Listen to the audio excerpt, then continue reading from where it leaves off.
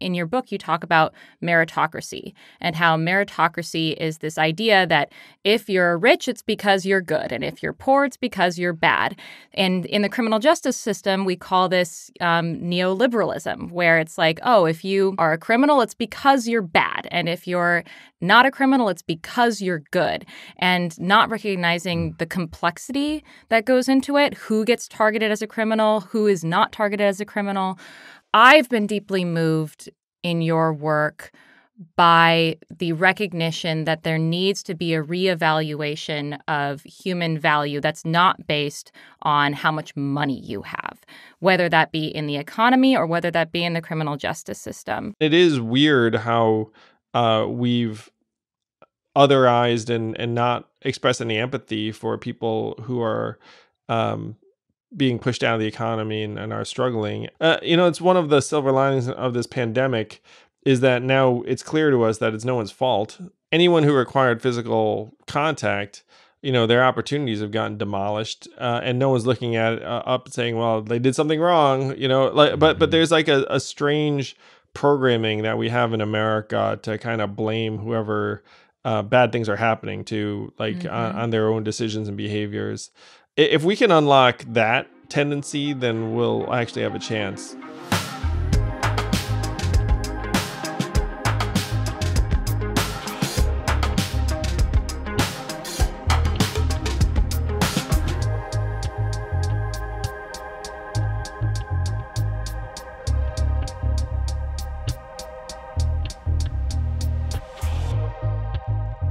All right, and welcome back to the next episode of Yang Speaks. I'm your co-host, Zach Grauman, excited to be here, and it's been a big week for the Yang Gang for many of you who have been paying attention.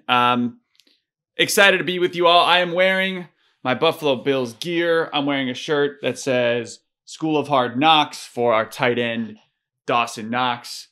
Now, I realize this is not a Buffalo Bills podcast, but I hope sometimes it's a Buffalo Bills fan discovery podcast, that if you don't have a sports team, just for your own sanity, when you listen to this, you become a Bills fan, root for a happier episode, if you will. So I'm recording this to air on Monday, which means when you are listening to this, folks, I will either be elated and do probably crying tears of joy or crying tears of absolute sadness. So because the Bills had their playoff game on Saturday and this is airing Monday. So that's that. Anyway, welcome back, guys. It's been a big week. Many of you have been asking, am I involved with the activities going on in Andrew Yang's world? And the answer is, of course I am involved. Are you kidding me? For those of you who think I would let our boy out into the world on his own, you've lost your mind. So of course I am, guys. But we will keep this podcast separate and on various topics. But as you heard last episode, made a commitment to keep this interesting and awesome. And speaking of interesting and awesome, we have an awesome episode. I've said awesome like 3 times. This is because it's awesome. Now it's 4 times. An amazing episode. This is actually one of my favorite episodes. So this is a treat. So Andrew goes on a lot of different podcasts, and we don't put them on Yang Speaks very often. So when he's doing podcasts here, he's usually interviewing someone, but rarely when it's a good one, when Andrew is the interviewee and he's getting asked the questions, we air them on Yang Speaks, because I think it is helpful to balance when Andrew's asking questions, when Andrew's talking about what he thinks. And you guys have heard a lot of what Andrew has to say, so I try to only do this when it's relevant, interesting, or new, and this is relevant, interesting, and new. So this interview is with Amanda Knox and her husband Chris on their new podcast called Labyrinths, which is really cool. And the concept of the podcast is about people who have been lost, and how they navigate that labyrinth. And for those of you who don't remember, maybe familiar with the name Amanda Knox, like, who is that? Amanda Knox was falsely accused of murder while she was, I believe, studying abroad in Italy. And she was tried and proven innocent in 2 courts of law, but the media dragged her through the mud. And by result here, she's become this, to me, just a fascinating individual. And after listening to this and getting to know her and recording this, a really wonderful human being, both her and her husband are. And they interview Andrew. And they're Yang Gang, they're fans, and so they have their math hats on, which is fun. But it's a really interesting, it's a different tone for Andrew, which I think you guys are going to love. So they're talk about a bit about his presidential run and why he ran, but the family side and the dad side of running for president. But then they talk about stuff Andrew doesn't always talk about. They talk about what it was like for him when Evelyn was revealing her story about how she was assaulted by a doctor, and where what he's done, or how he handled it, frankly, as a husband and a father, and his thoughts going through that entire process. They talk about being lost in their life, which is the theme of their podcast, and hearing Andrew's perspective on that is fascinating. They talk about some of the interesting, unique policies that they love that we didn't always tout on the trail so much, like time banking, which is a really interesting kind of wonky. I was begging Andrew never to talk about on the trail because it was too beep boop for the average human. But if you dive into it, it's amazing, and it's really interesting concept, and probably a good solution for this country. They talk about criminal justice. They talk about humanizing the economy and they talk about fixing politics. But a lot of it, they talk about the future. They talk about Andrew's thoughts on where this world is going. So I'm happy and excited to say it's a different Yang. It's a Yang we don't get very often. And I'll leave you with this before we dive in the episode, is that sometimes been frustrating for me as a human working with Andrew is that when he's on the trail or in public, he's super authentic. Do not get me wrong. But you guys see like politician Andrew,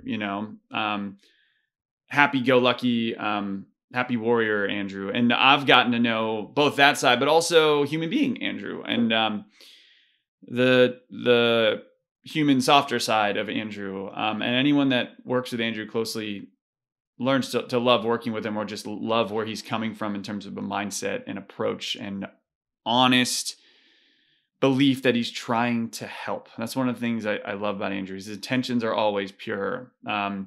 So I think this episode really brings that out of him, and that's credit to Amanda and Chris on this interview. So this is a fascinating one, guys. Honestly, for those of you who've been listening to this for a long time, I think you're going to hear something you haven't heard out of Yang before. So tune in, listen to the whole thing. And with that, enjoy Amanda Knox, Andrew Yang on Yang Speaks.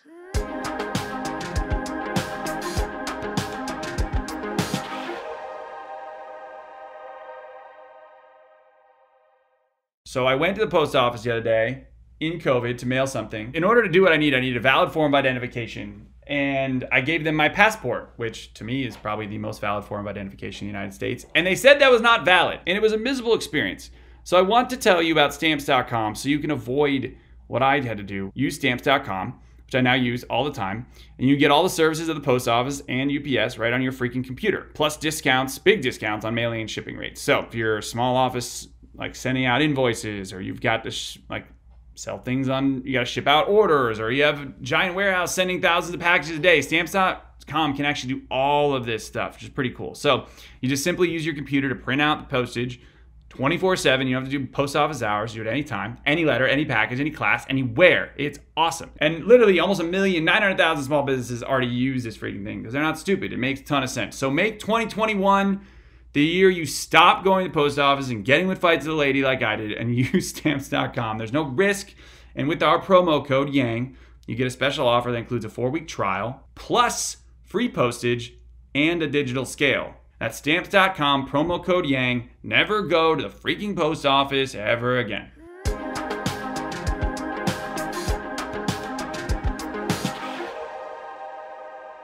Let's start off with, a lot of us know you as the UBI guy and the presidential, candidate, and the man who made UBI even an idea for a lot of people. You're also a dad, though, and a husband. And how do you feel like that has informed your ideas about the value of human beings that goes beyond economic value? I would never have thought about running for president if not for my experience as a parent. When our son Christopher was born in 2012, it was so transformative for Evelyn and me, and we struggled mightily, in part because Christopher was a very difficult child. Whenever he woke up, he would scream and cry to a degree where I thought, is that normal behavior? And you don't know because you're a first time parent.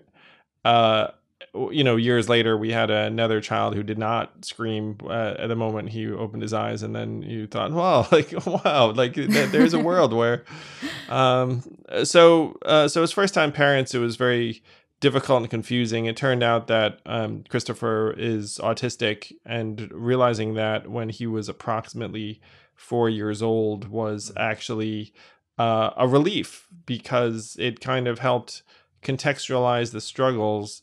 So seeing what Evelyn and I were going through, I just thought to myself, wow, there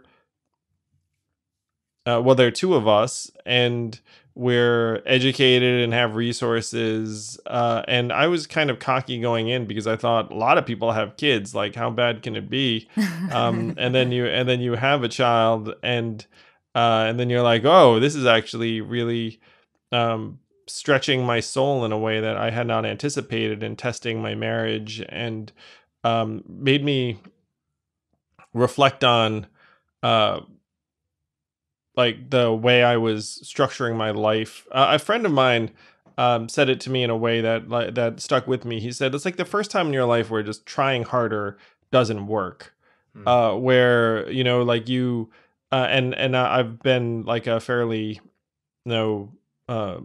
ambitious professional, in the sense I started businesses and I was doing things, and I was able to put myself out there and just feel like, well, what's the worst that can happen? I fail, and I have failed a number of times. And then you just get up and try and keep pushing with some struggles. But my friend was right that when it comes to parenting, it's not like you can just wake up the next day and be like, and today we're going to just like roll up our sleeves and do great work or whatever. Like, it doesn't really work like that. Right. Any parent who's listening to this knows what I mean.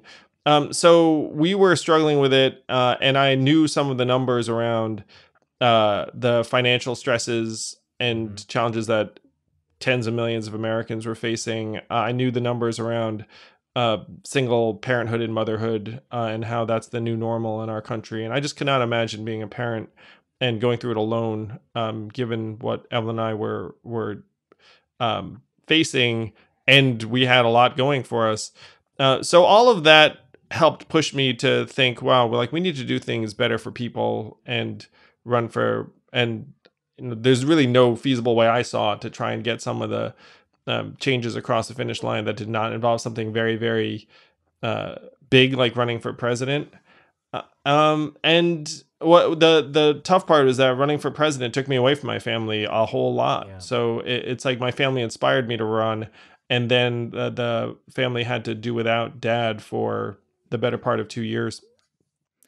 What was that process of that discussion with Evelyn like about choosing to run? Like, how drawn out was it? And do you remember the moment when you finally decided, I'm for sure doing it? Evelyn is a true partner to an entrepreneur, where when I first started talking about it, she was like, I wonder where this is going to go. And she'd been through a version of that before, when I'd started an organization, Venture for America. It was a nonprofit that I started in 2011. And it was just an idea. And I said, look, I think we should train an army of hundreds, even thousands of entrepreneurs to start businesses in Detroit and New Orleans and Baltimore and Cleveland and St. Louis. And she was there for that. We joke sometimes that there was like a bait and switch, because when she and I were dating and got married, I was a pretty normal guy and I had like a job that you could kind of put your finger on. And then when my company was acquired in 2009, I started thinking, look, I want to try and start this new organization in 2010, 2011. And so she'd been through that journey with me, where she saw that, okay, you don't know where the journey is going to take you necessarily, but it's something that you can undertake together, and that there are some real joys to it, as well as some troughs and tough times.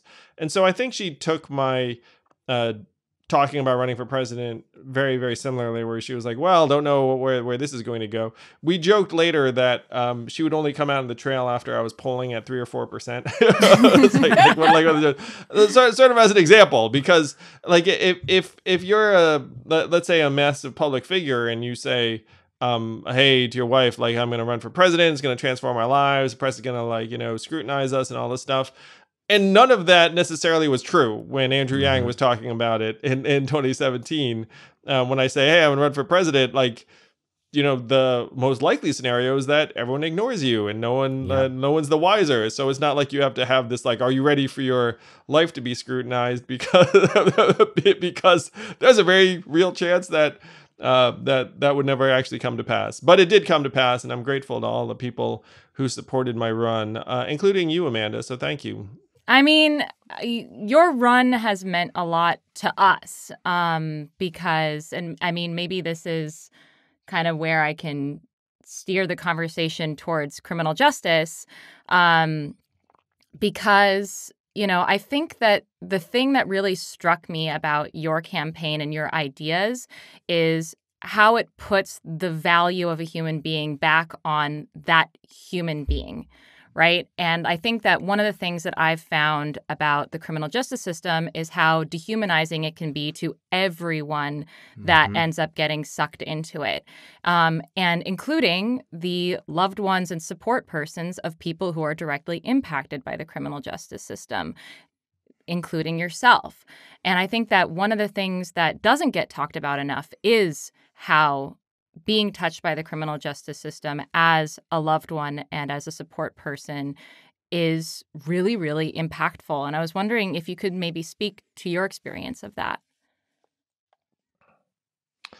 Certainly incredibly proud of Evelyn stepping forward and telling her story about what happened with her doctor. And I obviously knew before the public revelation, but all of my friends and family did not know. And Evelyn came forward in part because her doctor had gotten off with essentially a slap on the wrist in early retirement, where he said, he wasn't on a serious offender list. He was at home in his house in New Jersey. And Evelyn said, well, that's awful. And happily now, thanks in part to, or really almost entirely to Evelyn coming forward, federal charges have been brought against that doctor, and now he's going to be incarcerated. And literally at this point, unfortunately, hundreds of women have stepped forward and said that the same thing happened to them from the same doctor over a period of years. So we've been fortunate that people have listened to Evelyn, but one of the things that we don't talk enough about is that there were women who came forward very, very bravely in a heartbreaking fashion about the same doctor prior to Evelyn, and just no one paid attention. And one of the reasons why Evelyn felt that she had to step forward was that she said, wait a minute, I actually could shine a light on this in a way that people would listen and take real action. And it was just so rare because we knew that that was just not the case for other women. And you were seeing it right in front of us, where Evelyn actually felt this obligation because she saw the bravery of these other women who were literally on the steps of City Hall saying, this doctor did this to me, and then just no one was showing up to the press conference. Shoot. Yeah, I mean, how was it for you to support her through that, becoming sort of the face of all of these women who had been targeted by this serial predator? It was a balance because I just wanted to support her in whatever she did.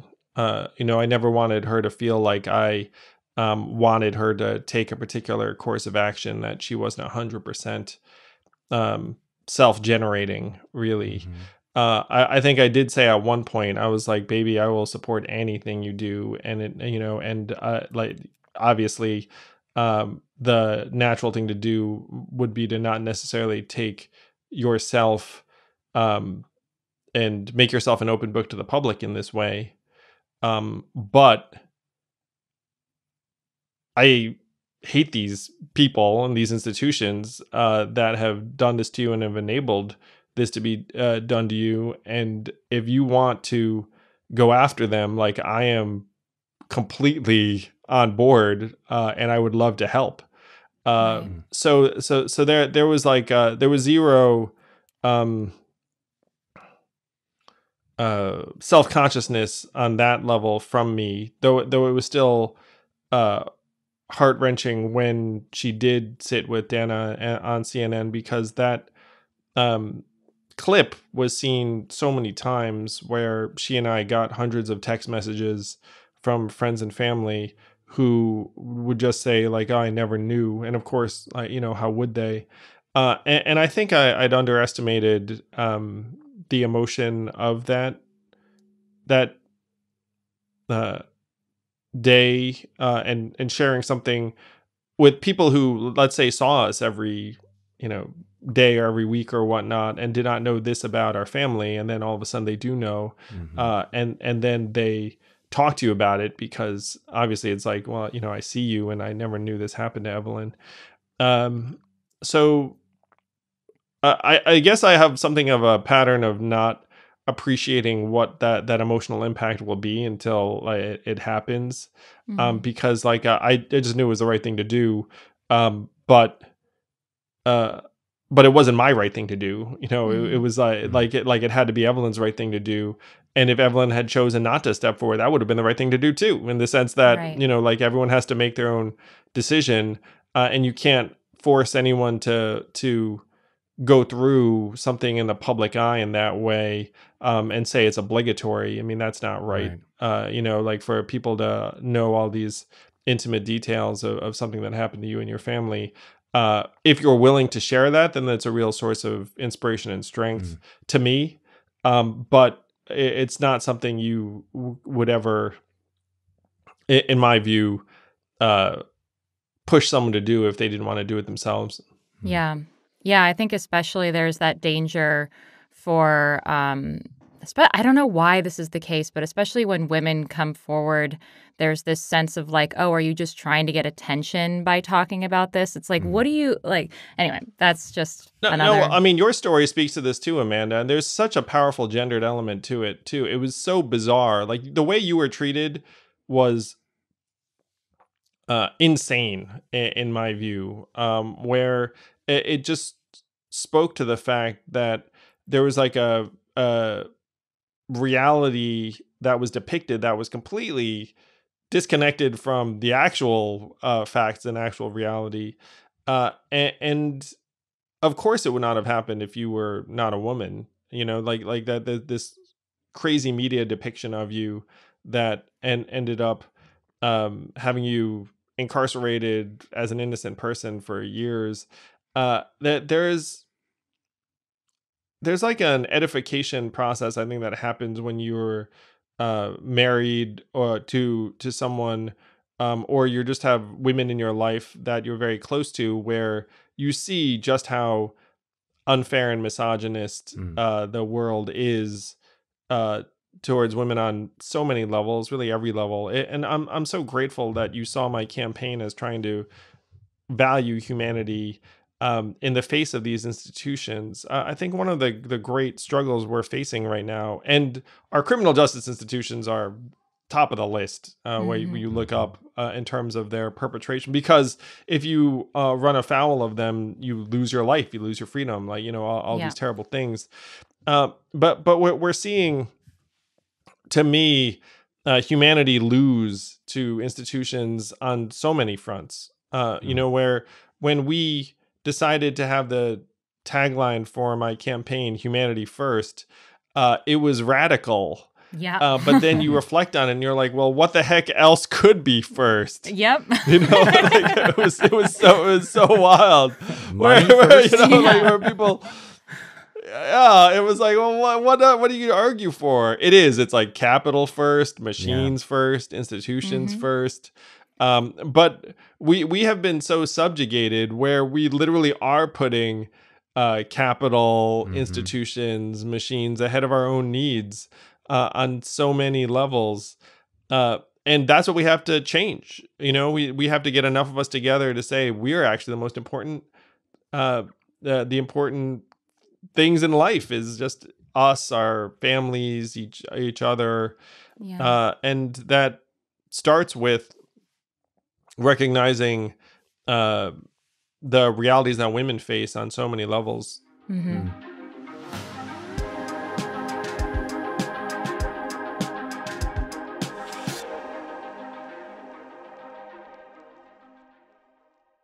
I was staying with my parents for portions of the pandemic. They have an old mattress that I am sleeping on. 3 weeks in or so, my back was on fire. And I think those of you who ever slept on a bad mattress have felt this before, which is why I'm pumped to say I want to talk about Helix Sleep. I have a Helix mattress. It's in my new apartment in New York City, and it is so much better. My back feels amazing. And what's cool about Helix is they customize it for you. So you go online and you check out their little quiz. It's like a 2-minute quiz, and they match you with the right mattress and size. You click, you get it. You get it ASAP. It comes in this very tightly packaged box that you rip it open and boop, there goes the mattress. It's so freaking easy. You can get a bed frame too. It is fantastic. And it's not just me. Helix was awarded #1 best overall mattress in 2020 in GQ and Wired magazine. So go to helixsleep.com/yang and take their 2-minute sleep quiz, and they'll match you to your customized mattress, give you the best sleep of your life. And right now they're offering up to $200 off all mattress orders and 2 free pillows, which I did get, and they're lovely. That's Helix, HELIX, sleep.com/yang for up to $200 off and 2 free pillows. You will not regret this. Invest in a good freaking mattress. And if you do it, use our discount with Helix. It's freaking great. Okay, bye.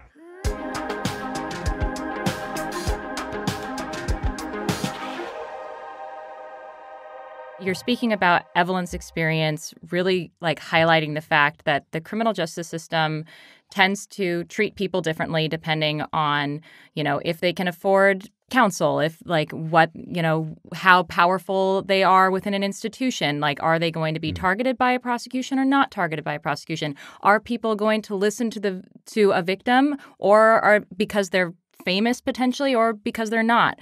Like, and I think that, what it ultimately comes down to, and what I love about how your approach to solving world's problems being humanity first is, in your book, you talk about meritocracy, and how meritocracy is this idea that if you're rich, it's because you're good. And if you're poor, it's because you're bad. And in the criminal justice system, we call this Neo-Liberalism, where it's like, oh, if you are a criminal, it's because you're bad. And if you're not a criminal, it's because you're good. And not recognizing the complexity that goes into it, who gets targeted as a criminal, who is not targeted as a criminal, how we even decide what crimes, how to recognize crimes and how to punish them. And so, like, I've been deeply moved in your work by the recognition that there needs to be a reevaluation of human value that's not based on how much money you have, whether that be in the economy or whether that be in the criminal justice system. Yeah, and putting that humanity first as you step into an arena like politics, which is seemingly designed to turn you into a caricature. It's interesting how you try to cut through that, I think, by displaying vulnerability, like talking about Christopher's autism, even, Evelyn stepping forward and you alongside there bringing your own personal struggles into that space, I think does a lot to show your own humanity while you try to show the value of humanity in general. I've heard you speak about, the difficulty of stepping into that media spotlight and like retaining your own sense of personhood, because it so easily strips it away from you, even especially when you're being vilified like Amanda was. Yeah, it's nice being tabloid trash. But even when you're being celebrated, there's this sense of unreality that descends on you, I think. That's been a major adjustment of the last couple of years. And I'm grateful for the fact that it seemed like my humanity became a feature of my campaign. And it became that way in large part because I couldn't succeed any other way. Like, I couldn't out-politician the politician. So as I show up and be like, I've got, and the interesting thing is, like, the media does not care that much about your plans anyway. You know what I mean? Like you think you're arguing on that level. You're not. You're arguing on a different level of whether people actually will click on the link or will want to read the story. one of the challenges for us was, and I realized this, and Trump is the biggest illustration of this, is that if you're good for ratings, then they'll cover you. And so it's like, wow, how do we make me good for ratings? Yeah. Like that's You're stepping into a broken game and saying, like, how can I play this game by the broken rules in order to change the rules? Yeah. Right? I've been trying to imagine how you change the incentives of the media so that instead of it being, fomenting outrage, it's about, informative, thought-provoking content. Like, is that even possible? No, I'm trying to dig into a media reform plan in this direction, Amanda, because if you look at our problems, they're very, very big and getting bigger, and you need us to come together and try and find real solutions. And the incentives around media companies are to turn us against each other, to polarize us. The social media companies, it's amped up even exponentially, where you have different versions of reality getting funneled into people's feeds. And so the question is, how would you try and address this if you were to have control of various levers? And it's not easy, but but we have to try. And I think one of the areas where there should be broad public agreement is the death of local journalism, where local papers used to be something we trusted to a high degree, but now I came from a family of local papers. That was my whole family background, and they all went belly up in early 2000s. And not having a local paper has been demonstrated to be bad for public trust. It's bad for government and accountability. It polarizes us because you just vote along party lines because no one's covering what's going on in your town. You're like, I don't know what's going on, so I'm just gonna, pull for the R or the D. Fewer people run for office. Cost of public financing goes up. So that the need to invest in local journalism is very clear on a public level. Philanthropists are starting to put some money behind it, but one of the challenges is that the scale of our problems exceeds philanthropy by orders of magnitude, like 10 or 100. But Amanda, you can imagine a world where there are more media organizations that are essentially market insensitive, where they just put out content that they're excited about and believe in, and it doesn't really matter whether people find it scintillating or the ratings are high. And there are a couple of kernels of that exist right now. So that when I was running for president, the only folks that interview me in a lot of places I went, NPR stations. So we have National Public Radio, we have PBS and the public TV. No one watches that stuff, obviously. We have C-SPAN. So you have these things that are very, very dull and market insensitive. and then you have podcasts, which is a whole nother interesting realm. And so you can imagine a world where, like, for example, let's say CNN ran an hour-long conversation with someone that was kind of podcast style. It's called long form instead of having the cadence of cable news hits. Yeah. You can imagine a world where you have government subsidies for that kind of programming, where it's like, hey, you run something boring, like we actually, for it. We'll make you whole by essentially filling that advertising hole, so you don't need to worry about it that time. There are things you could do in that direction that I think are going to be increasingly necessary, because there are three major problems. One, local journalism's dying. Two, media benefits from our polarization. And three, social media makes everything nastier, more negative, more vitriolic, and less real. And that's going to become worse when we have AI enabled deep fakes and the rest of it in literally like a month. So I'm all for freedom of press and expression, but you can't just enable like a cacophony of falsehoods to overrun us, because that's what's happening. Yeah. So that problem of polarization through social media and the media in general is a deep one that you correctly identify. But there's also a deeper problem, which is, we're both big fans of Jonathan Haidt's The Righteous Mind, which I think you're familiar with. Yeah, very much so. I just traded messages with John the other day. He's done us such a great service by explaining to us what is going on. I had everyone on my team try and read that book. I don't know if they actually did. It was huge for us to like understand that people have different moral palettes, and that like where we have a certain moral urgency for like preventing harm and like ensuring liberty. people's liberty, Yeah. other people have like this deep moral urgency for, you know, tradition or obedience to authority, Loyalty, right? Yeah. sanctity, So yeah, like things like how that. do you unite people across that divide, which is deeper than a social media polarization, but which has something to do, maybe it's genetic, who knows what it is, some core moral difference. Well, in John's book, he actually says that there are genetic traits that end up leading you towards political dimensions. I believe one of them was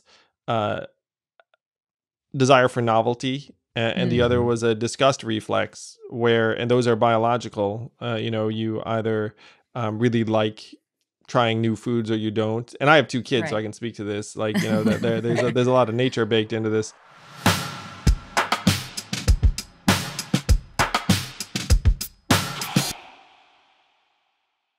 When I was a kid, there were certain books that just took over my brain. Harry Potter, for sure, but also some weird ones. I loved Animorphs, those books. I don't remember those. I want to talk to you guys about literati kids specifically, because they can offer that to kids all the time. You can deliver those magical moments to them that I had as a kid and that you probably had as a kid, and it's really, really cool. So Literati Kids is a subscription book club that sends 5 amazing, beautiful children's books to your door each month, handpicked by experts. So they've got book clubs for kids ages 0 to 12, and each kid has age-appropriate selections tailored to what your child needs. So you can do mystery, you can do adventure, you can do STEM, you can do history, you can pick and choose how you want to enrich these kids' souls, if you will, and let them get lost in something. It's pretty wholesome, pretty awesome. They've got gift subscriptions available for 1, 3, 6, or 12 months of books, so it's a great way to keep your holiday magic going in through 2021, which is shaping up to be a very interesting year. So great for your own kids or nieces, grandsons, your friends' kids, whatever. I need to send plenty of gifts to my friends that are popping out babies, and Literati Kids is freaking perfect. So here's the deal. You go to literati.com/yang for 25% off your first 2 orders,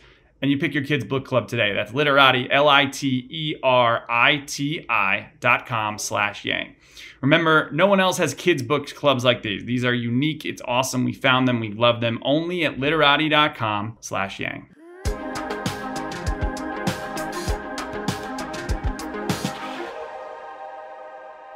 Basically, what I do now is I just study the criminal justice system and study different reforms that are being proposed.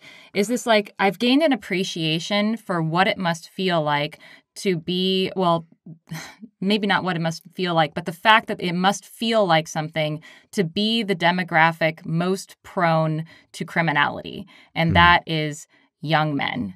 And I was really excited in your book that you spent some time, like a whole chapter, talking about young men who are not college educated, who are increasingly feeling alienated from the economy and from society. And so they're spending a lot more time in their parents' basements playing video games. And I was wondering if you could like speak to having empathy for that demographic, because I feel like that demographic is having a tough time receiving empathy at the moment. No, it's funny, and I think I conclude that chapter by saying that guy is within us, waiting to take over if our lives fall apart. It's like so I'm a happily married man and a dad, and I've got a lot of responsibility. But I vividly remember just being that teenager, just spending hours and hours playing video games, and I appreciate the young men who don't feel like there's been a place for them, because I felt the same way for years and years of my adulthood, certainly in my adolescence, like growing up the lone Asian kid, and always feeling alienated, that I found science fiction and video games and role-playing games to be a much more appealing version of reality than the day-to-day school life and whatnot, and going in and sort of the small or significant humiliations of Yeah. of junior high school or whatnot.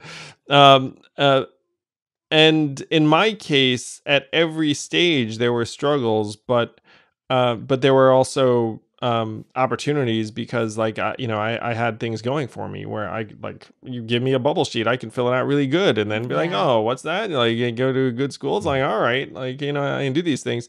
And it did not make me any better a person. It's just like I had certain proficiencies that were primarily just through luck of the draw, like who my parents were.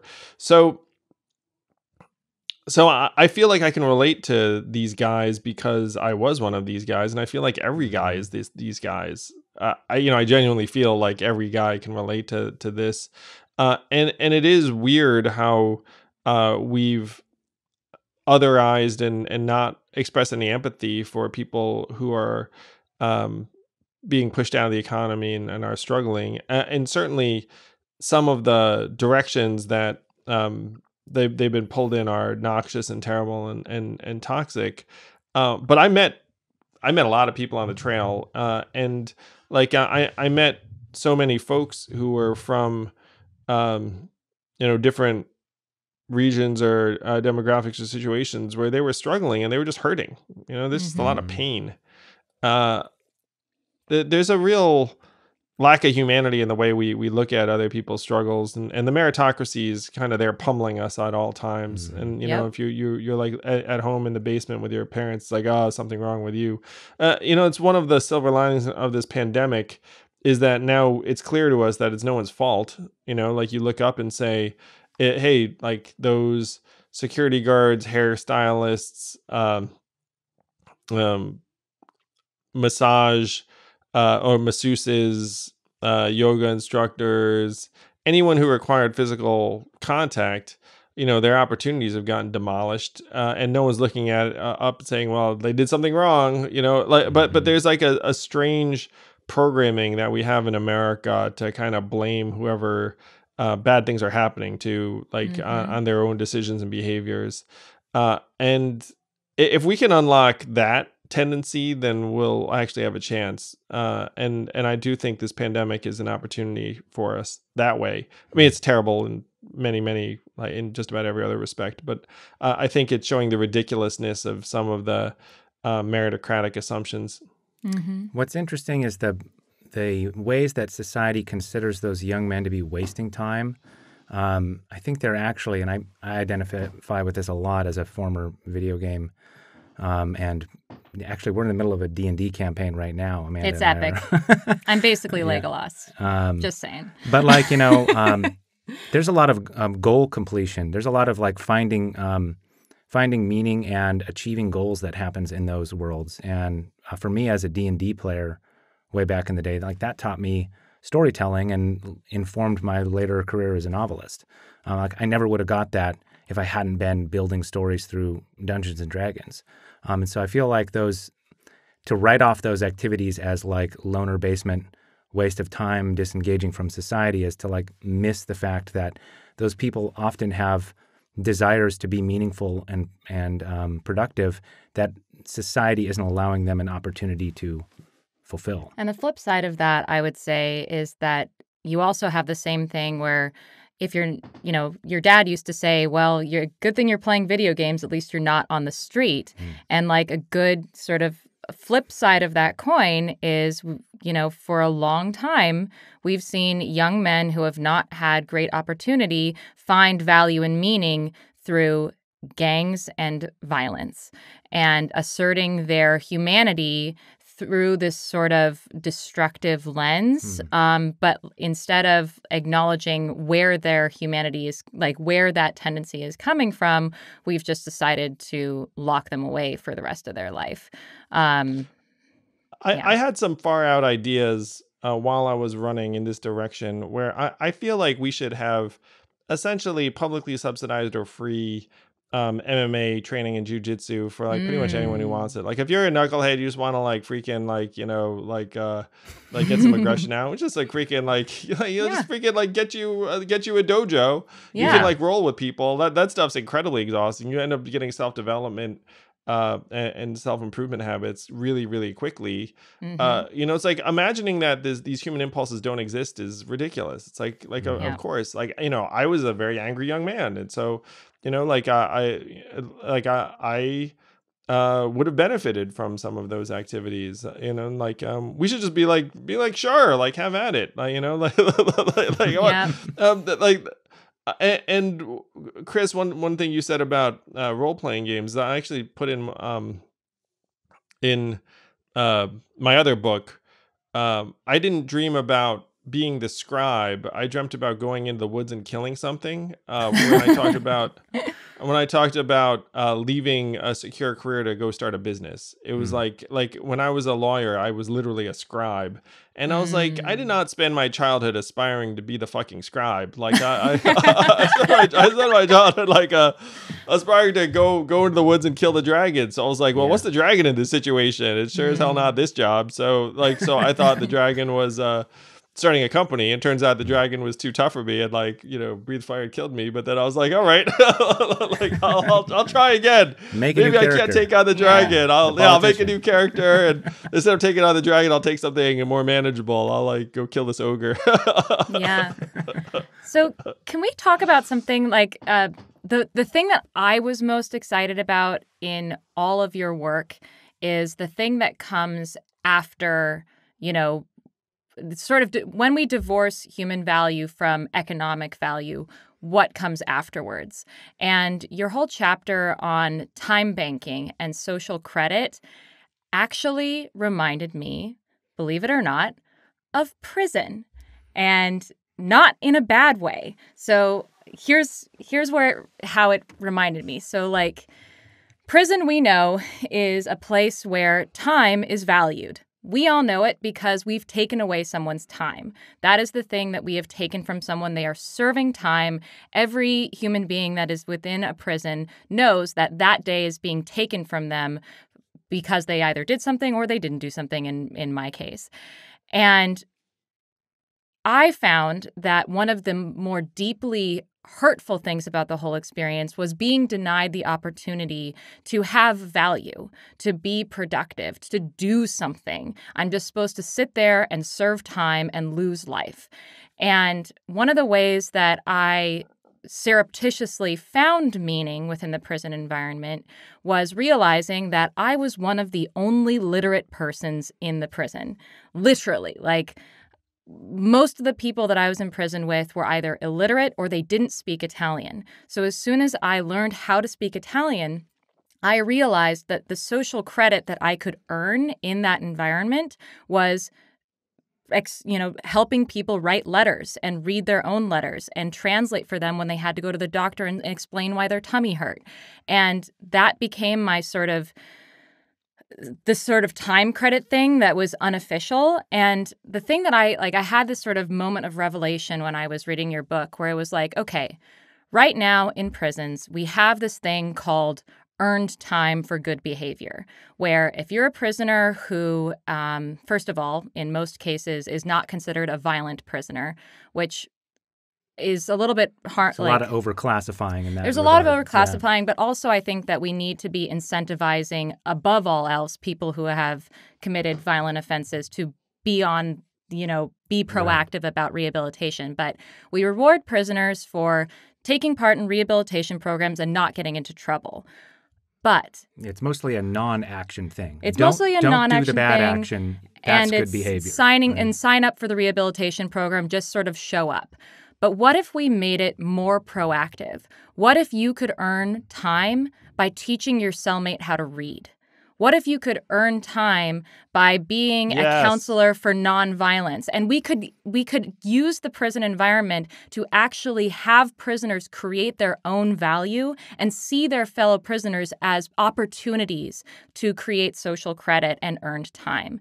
I feel like that would revolutionize prison and rehabilitation if we actually put rehabilitation in the hands of the prisoners and gave them the opportunity to create that value for themselves and genuinely incentivize them, because I feel like right now we draw too many lines and make it too difficult for people to be incentivized to rehabilitate. Anyway, that's my grand scheme, and I want to know if you want to get in on it with me. I absolutely love that plan. And it's like a reasonable summary of where we have to go, where it's not enough to just have rules and say, hey, don't do this to your fellow prisoner. It's like, what about like the 10 million things you could do that would be positive? Right. Start thinking, like, swish swish your brain around. Like, what could I be doing? Not what shouldn't I be doing? What could I be doing? And I think that would be... And from a data collection perspective, what a great test case for a social credit time bank system that could exist out in the world at large, you know? That was totally divorced from the economy. Yeah. Anyway, just an idea. Well, I love it. They're rolling out various pilots of this time banking right now during the pandemic, but the prison environment makes a lot of sense to me, because you'd have a lot of people where it would just make them feel a million times more valuable if they were looked around and said, wait a minute, like I could actually do something for this my fellow inmate, and it's going to help both of you, and there could be some actual reward system in place in terms of the new definition of good behavior, but even something more basic where it's like, hey, you do this enough and then like, you know, whatever, you get like extra, like what happens in prison? What could they do for you that you would have been happy about? Oh, gosh. I mean, a million things. More visitation time, like more in-person visitation time. I was limited to 8 hours a month of visitation time with my parents. And that meant, you know, I had an hour twice a week. I would have loved to have spent more time with my family. That would be huge. Also better, you know, employment opportunities, getting a better wage, like anything. Like there are a million things that are taken away from you in prison that you could give back. Healthcare, any kind of healthcare. So I like the idea of spending time to get time. It's like, hey, you do this time, you do something positive for your fellow inmates, and you get more time with your loved ones. So that would be something that people could understand. Though I agree with you, you also should have gotten healthcare and wages and everything else. I mean, like that. Yeah, it's kind of a baseline. Like that's a lot. Oh, geez. Just reflecting on what's going on out there, we need to get people healthcare and money and other things, and then equally importantly, construct these positive opportunities for folks, because the concerns that I had when I wrote my book are even more immediate now. You know, like I think all the time about all the folks whose livelihoods have disappeared and what that means to them as individuals. Like we talk about it, even I do it too. It's like you talk about the economy and like these various numbers, but like I always translate it to human terms and what that's doing to families. Yeah.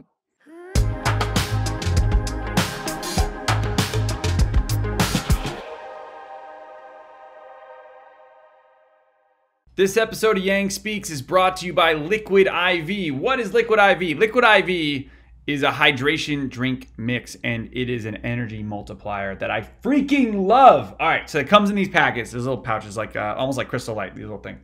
And rip them open, throw it in a glass of water, mix it up for a little bit, pound it. For those of you who enjoy a glass of wine or six, it's an amazing hangover cure. I've also used it for just feeling better because I'm a little tired and I don't want to do like a full cup of coffee, or I wanted something that feels a little healthier and is a little healthier. The one I've been doing lately is watermelon, and it's fantastic. Watermelon, underrated flavor. And they're also socially responsible, and they've donated 3 million products in COVID for first responders and food banks and veterans and active military members, so they don't get fatigued as well, which we love because humanity first.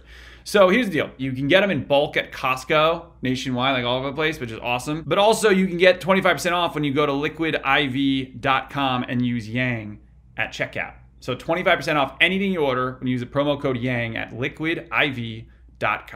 So start fueling your adventures, start fueling your life, start fueling your day-to-day COVID activities today at liquidiv.com, promo code Yang.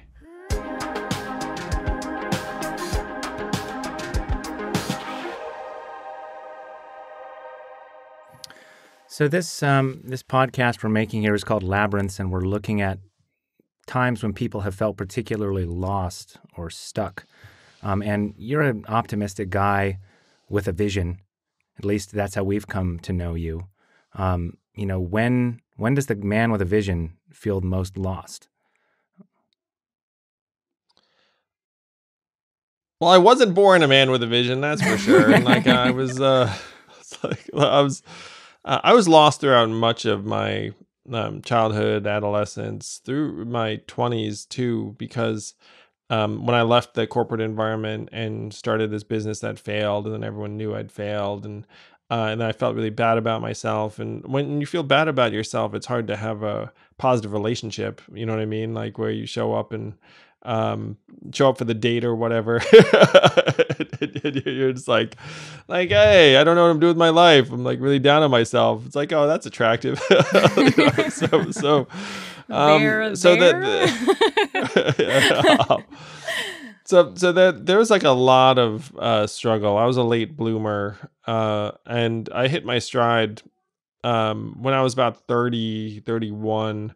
I found a great company and opportunity, and I met Evelyn, and those things happened in kind of quick succession. So since then, certainly the biggest struggles I've had have been around being a parent and being a good partner to Evelyn, and that has been very hard at times, but lovely, but very, very difficult. And on the campaign trail, there were definitely some really tough times.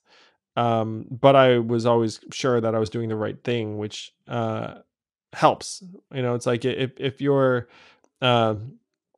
struggling and you're not going in the right direction, like it's much, much worse. Whereas in my case, I was struggling, but I knew I was doing something important that needed to be done. And the universe kept trying to help me too. The universe is represented by phenomenal people like you who saw in me someone who wanted to improve our way of life.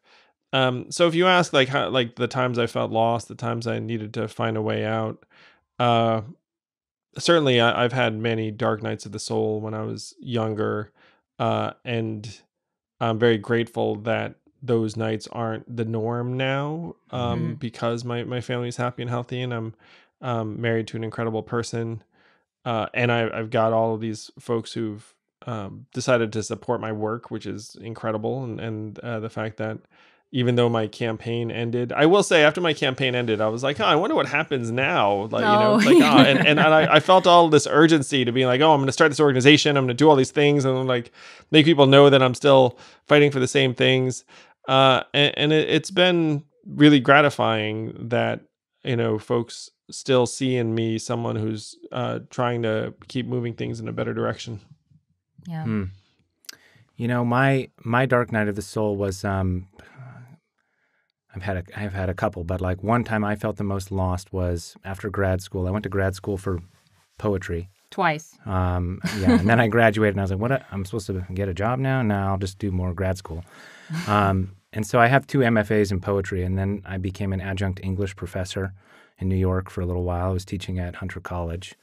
And it was a slog. It was low wages, job insecurity, no health care.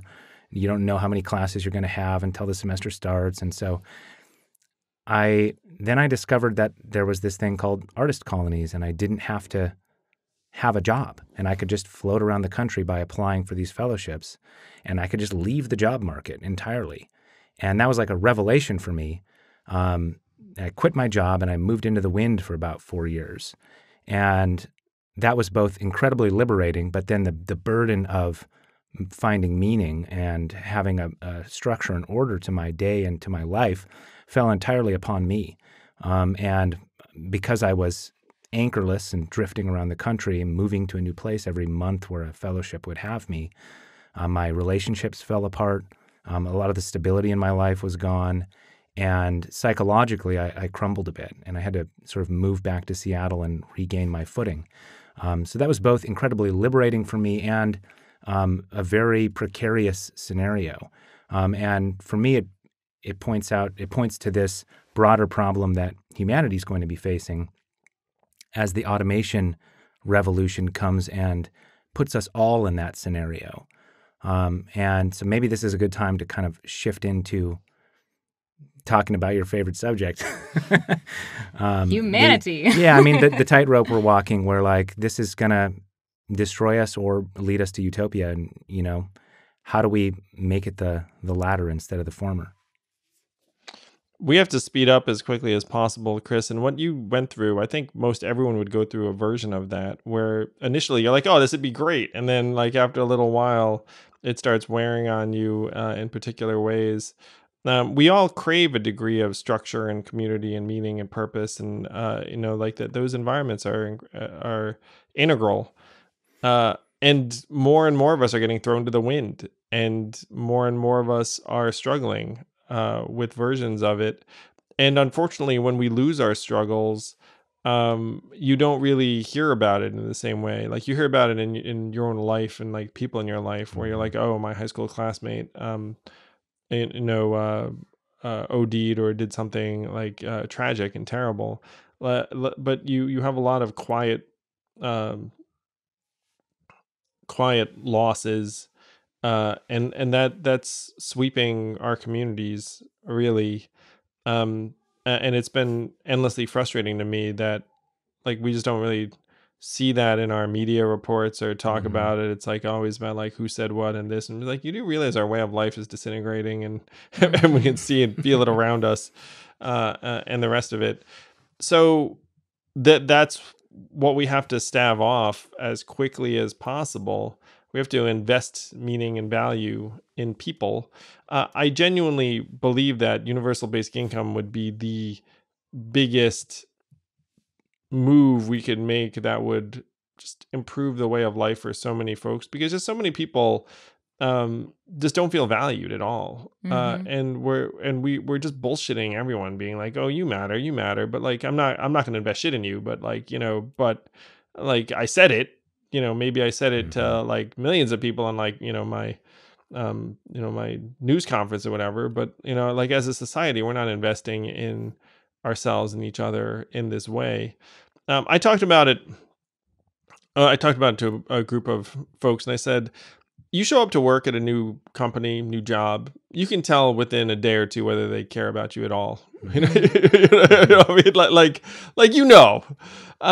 and when companies do invest in you, sometimes it's annoying and misplaced. You're like, oh, I have to do this like nonsense training thing. Like, what's going on? Like, and like you kind of roll your eyes internally, but that stuff still shows like they're trying. Even if like the attempts are kind of misplaced.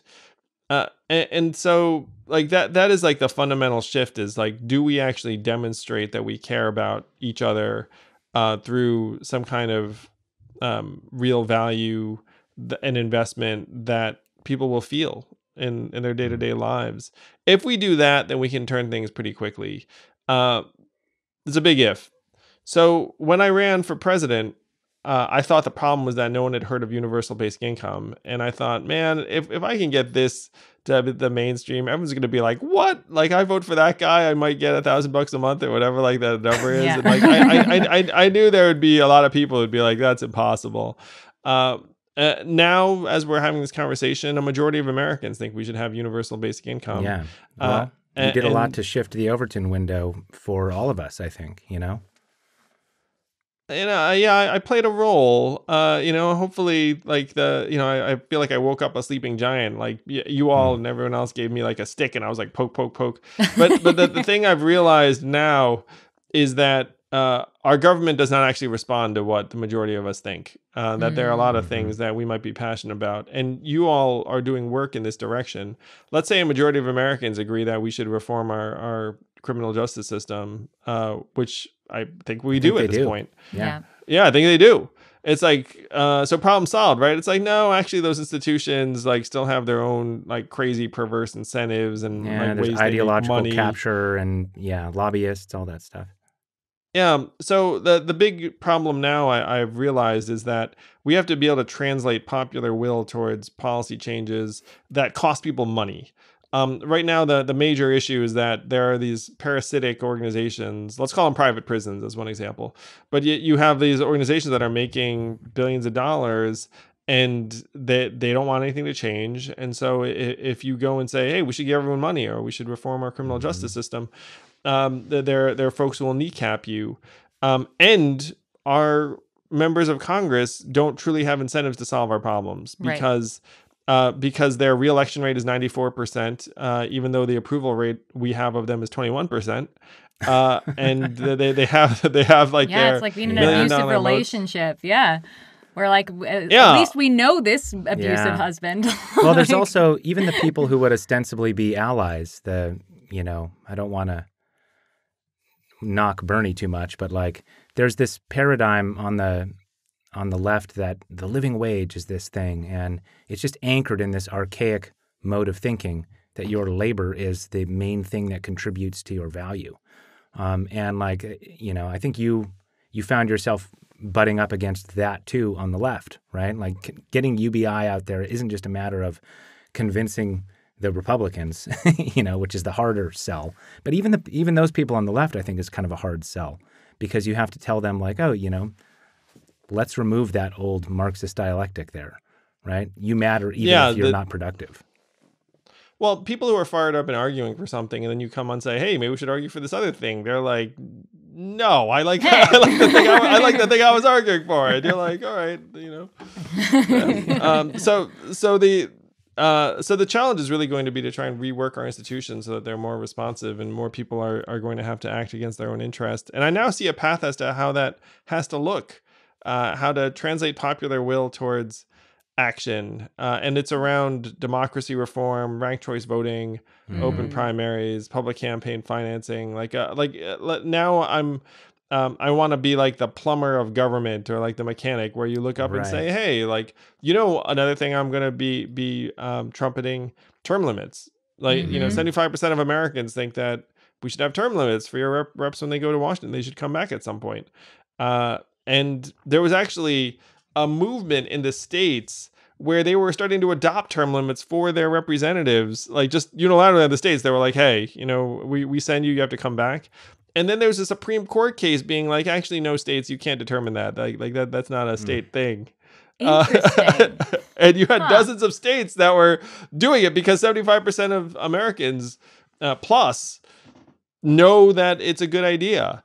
So these are some of the things that if we were to change the mechanics of government, we'd have a better shot at things. It's fun. It's like, I'm just like the entrepreneur trying to solve the problem. And I'm like, okay, let's divorce economic value and human value. Let's eradicate poverty. Let's humanize our institutions.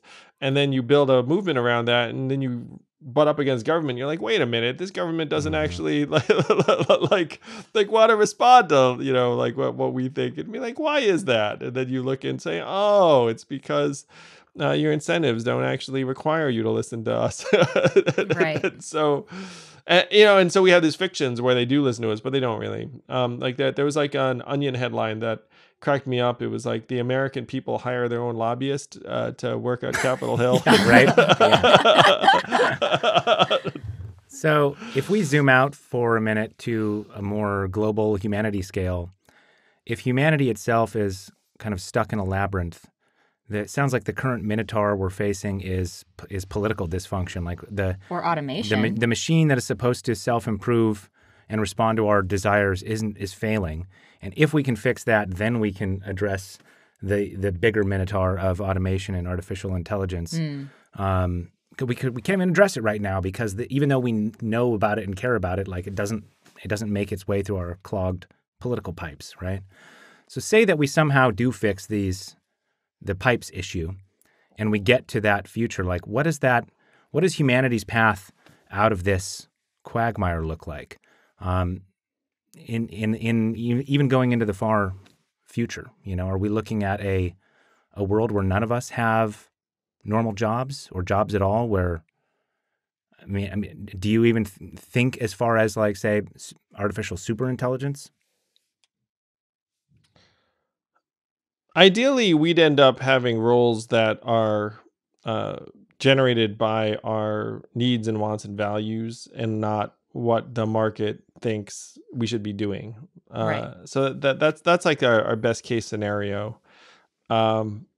and in that world, you might have AI doing certain things, and then you just say, You know what? We're going to do this ourselves just because we kind of prefer it that way, even though maybe you can do it better." Like, I think there'll be some of that going on. Let's use poetry as an example. Let's say I come up with an AI that's like really, really good at poetry. You still might have some human poets around because you're like, you know what? It's the same reason maybe you it's buy not so handmade much. goods, right? You value Yeah, something yeah. just because it's handmade, even if it's the exact quality as the machine-made product, right? Yes. So the fact that it was generated by a human will have Mm-hmm. value. Now, can we get there? I mean, we have a very, very tall challenge ahead of us. Universal basic income is the biggest single step that we could take that I think would just change everyone's outlook. Because just getting that money and feeling like, wow, I do deserve that money. Like I belong. Like I Mm-hmm. matter. Like that is an enormous step forward. And then you would see many, many more people in communities construct these opportunities that reflect their own needs and wants and values because they'd have some resources. They'd look around and say, okay, I've got this money. I've gone out and bought myself some stuff. I did that in like the first couple months or whatnot. And then by the third month, they'd look around and be like, hey, if 10 of us get together, we can like do something interesting in this direction. Like maybe we can It's start. funny you mentioned that. We have a friend who's been writing a series called Escape Pod about ejecting from capitalism. And one of his ideas is, what if you get he thinks the threshold's about 10 people, form a commune, go live off the land, grow your own food, solar panels as much as you can. If you pool your basic income with 10 people, economies of scale allow you to effectively withdraw from the productive economy and survive off, as a little localized cluster. Does that break the UBI system, or is that, an example of the UBI system at its best? I think that would be tremendous. And one of the things I believe it will spur is like a drive towards minimalism, where you just have a much lower carbon footprint because you're in your mini commune, doing some farming and tending and writing and whatever it is that you want to work on. That doesn't break UBI at all. Are you kidding? Like, there are a lot of people who are very, very excited about that. What do you think I'm doing right now? I know, right? It's like just chilling in the woods. Would you mind quickly addressing the main objections just for listeners who might not be familiar with UBI? Like, how are we going to afford this? And, isn't it going to cause inflation? Like, what's your pitch for How do I convince my dad, who's an accountant from the 80s, that UBI is a good idea? Well, your dad's going to be tough, but on the... We're just going to have to wait those people out. So for the big ones, the main one is like, how do you afford it? And the big thing people have to understand is, look, you get the money doesn't disappear. It just goes right back into your local economy, community, car repairs, daycare, groceries, local nonprofits. It ends up just flowing back in and creating a virtuous cycle. You're not going to see massive inflation in large part because you actually still have a competitive dynamic in just about every market. If you look at what's happened with our current prices, there are only 3 areas where we've seen massive inflation. Unfortunately, they're the ones that hurt. Housing, education, and healthcare. And then you look at them and say, why are these things going up in price and everything else is okay? It's because those markets aren't functioning properly for a variety of reasons. Like schools just keep on jacking up their prices every year. And you're like, well, I have no choice but to pay. Like healthcare, are you kidding me? Like they also just have a business model. While the tenured faculty disappear and the adjunct class rises as the, Uber drivers of academia, basically. Yeah, so inflation's not driven by purchasing power. It's being driven by dysfunctional industries and markets where you just don't feel like you have a choice. So those are a couple of the big ones. And then the other big one is like, well, what will people do? And I think we've talked about that, which is like, well, I think we'll figure that part out. Yeah, I'm so inspired by the idea of people just finding value in helping each other out. Like the example of, I don't know how to set up my propane tank. Good thing this guy knows how to, but what if I was alone? Like that is something that genuinely would help people and also genuinely make people feel useful. Like I'm so thrilled about that idea. Anyway. Well, thank you for digging into my work so deeply. Really huge admirer of yours as well. And I agree with you about the fact that this really is about humans trying to reform institutions. And right now in American life, institutions are winning, the money is winning, humans are losing. And that's what we have to turn around. We have to get together and say, wait a minute, like if this is not working for us, then why don't we change it? Like, are we not still in control? Are we not the owners and shareholders of this country? Is it not still a democracy? Like, can we still not get together and say, if we all hate this stuff, like, why don't we shift it? And that's, that's what I'm about. That's what you're about. And just thrilled to be able to hopefully work together to see these changes through. Yeah. I mean, and I think it's what I've found so exciting about coming across your work again is realizing how the economy and the criminal justice system are like two sides of the same coin, where the humanity of the people involved has been swallowed up by an institutional machination, and we need to just recognize that and say the human beings are not working for this institution anymore. We need the institution to work for us. So yes, really applaud you.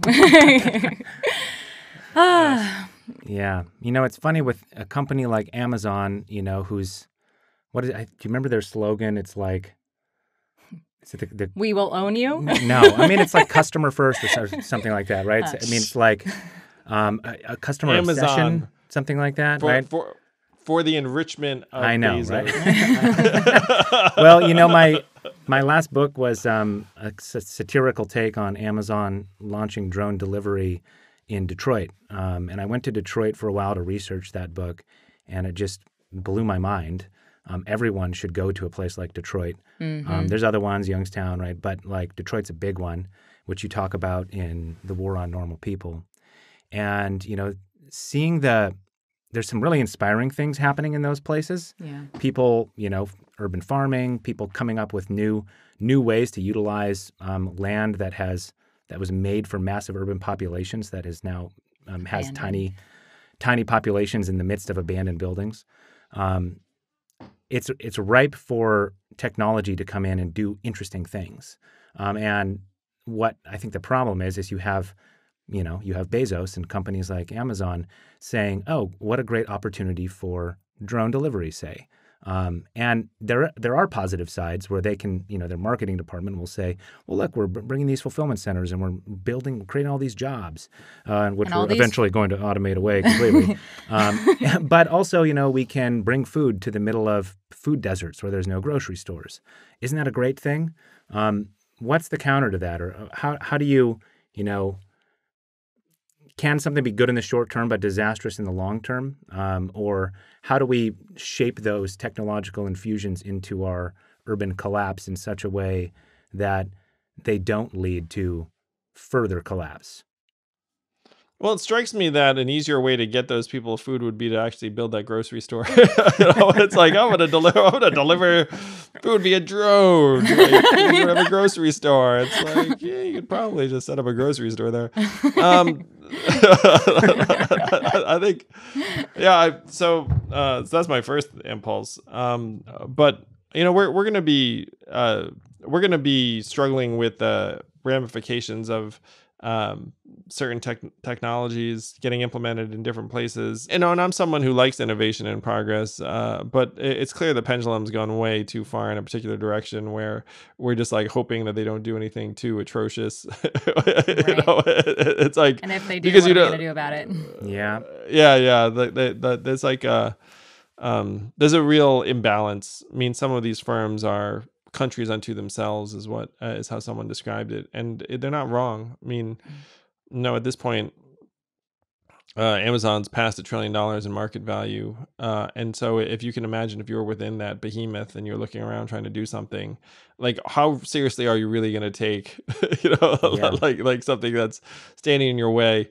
They regard anything that stands in their way as friction. Like these different firms, they look up and be like, how do I reduce this friction? Like they don't really think too much about like other deeper concerns. Well, thank you so much, Andrew. It's been a thrill for us to chat with you. Yeah, me too. Really, it was so delightful sitting down with you both, and really just excited to collaborate and hopefully help more people discover that we can humanize these things.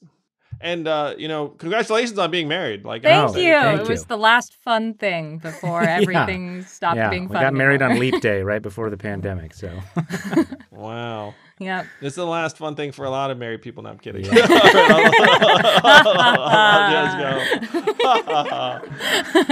Thank you for listening in. I hope you enjoyed this conversation. If you did, please do subscribe to Yang Speaks and click on notifications so we can let you know every time we have a new episode.